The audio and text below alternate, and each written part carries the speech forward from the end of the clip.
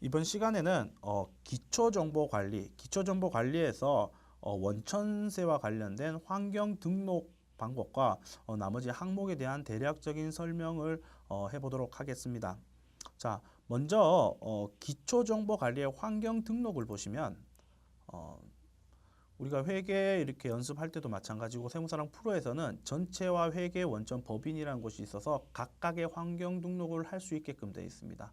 환경 등록을 하는 이유는 업무의 편의성 때문이죠. 업무를 좀 더 편하게 하려고 각각 회사의 특성들이 있을 거예요. 각각 거래처 회사들이 특성이 있을 건데 그 특성에 맞게끔 환경 등록을 미리 설정을 해 놓으시면 업무 시간도 단축되고 업무의 편의성도 있을 겁니다. 그래서 그 부분을 잘 보셔서 환경 등록을 거래처별로 변경시켜 놓으면 업무하시기에 좀 더 편하실 거예요. 그 중에 우리 원천세 관련돼서 환경 등록 부분을 한번 보도록 하겠습니다.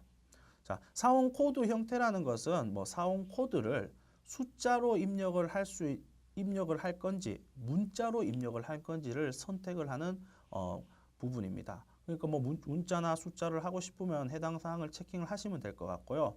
급여 산정 기준일 사용은 할 수 있고 안 할 수 있는 거에 따라서 확인을 해 보시는 부분이어서 이 부분은 요 정도로 생각을 하시면 될 것 같고요. 급여 지급 형태는 1번, 2번이 있는데요. 당월 급여를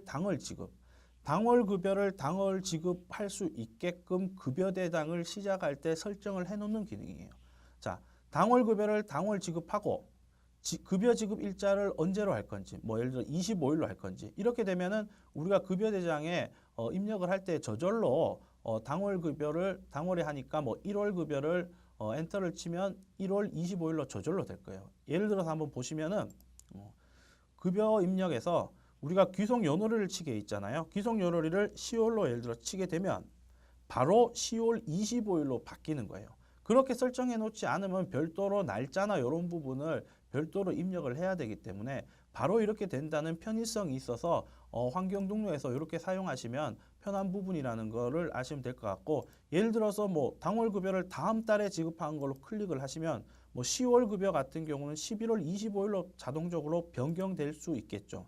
자, 10월 급여를 엔터를 치시면 나갔다 들어오면, 자, 10월 급여를 엔터 치면 저절로 11월 25일로 급여가 설정이 되는 부분입니다. 그래서 이 부분도 활용을 잘 하시면 도움이 될 것 같습니다. 자, 그 다음에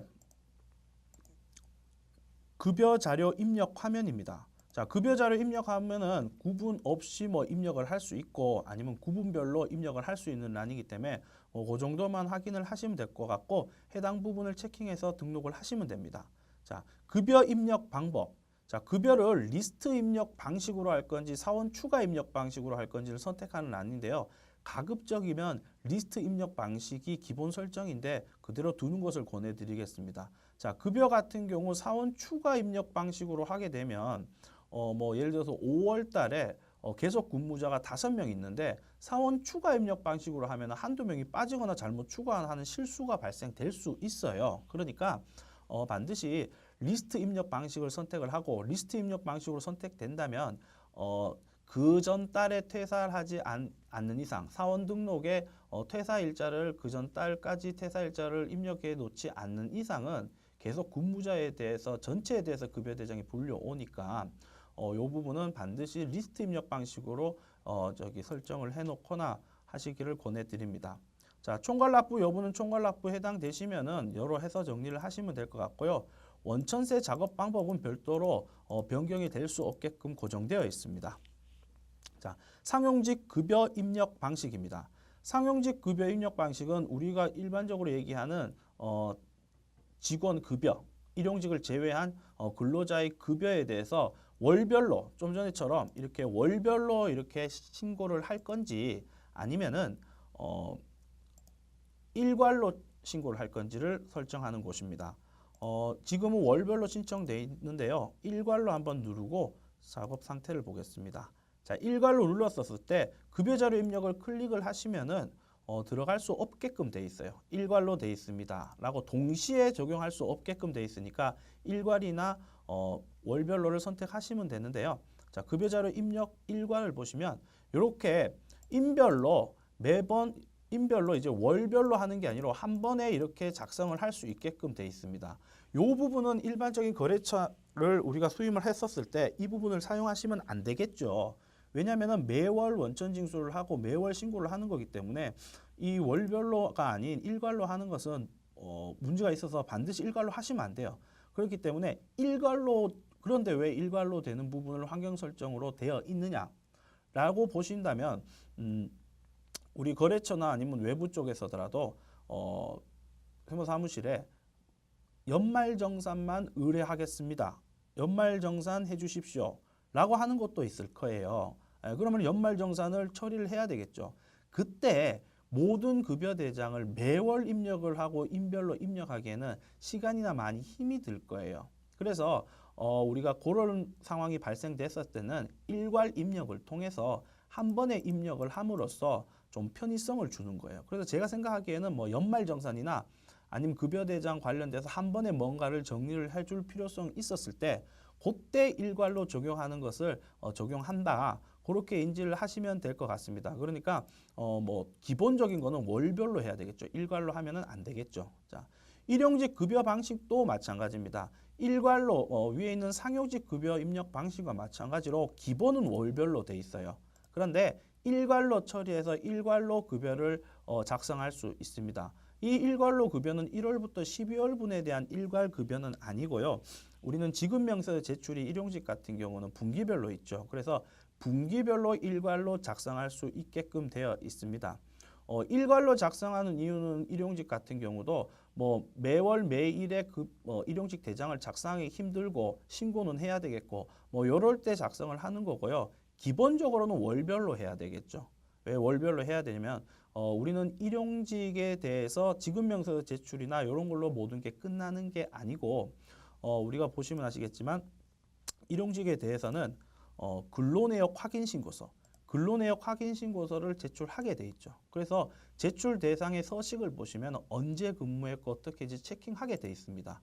그래서 일용직의 급여 입력 방식은 월별로 해놓으면은 근로내역 확인신고서와 거의 유사하게 이렇게 움직일 수 있는 부분이고 이렇게 근무 형태나 이런 거는 같습니다. 그래서 일괄로 하는 방식이 있다. 아니면은 뭐 근로내역 확인신고서를 제출을 안 할 거라면 뭐 일괄로 하는 게 편할 수는 있겠지만 그런 부분을 통해서 월별로 할 건지 일괄로 할 건지를 개별적으로 선택을 하시면 되는 상황입니다. 뭐 퇴직소득 징수 의무자 구분. 자, 여기에서는 뭐 징수 의무자를 구분하게 돼 있는데 뭐 우리 같은 경우는 사업장에 해당되겠죠. 해당 사항이 있으면 체킹을 하시면 될 것 같고요.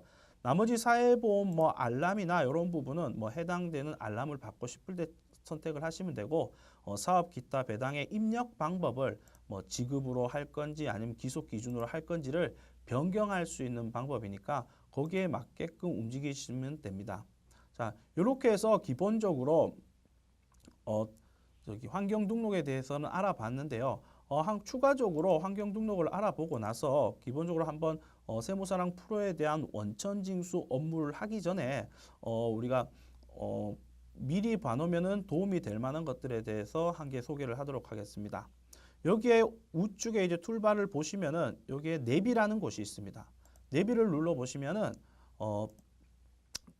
우리가 말하는 내비의 기능과 같이 세무사랑 프로가 어떤 부분에 있어서 신고를 해야 될 때 어떤 순서로 흐르는지를 알려주는 곳입니다. 그래서 이 부분을 활용하셔 갖고 예를 들어서 입퇴사자 신고 원천과 관련 있죠. 입퇴사를 어떻게 순서로 해야 되는지 뭐 사원 등록을 먼저 하고 뭐 취득신고 4대 보험 관련된 취득신고나 나머지 부분을 신고를 해야 되고 급여 대등을 작성한다.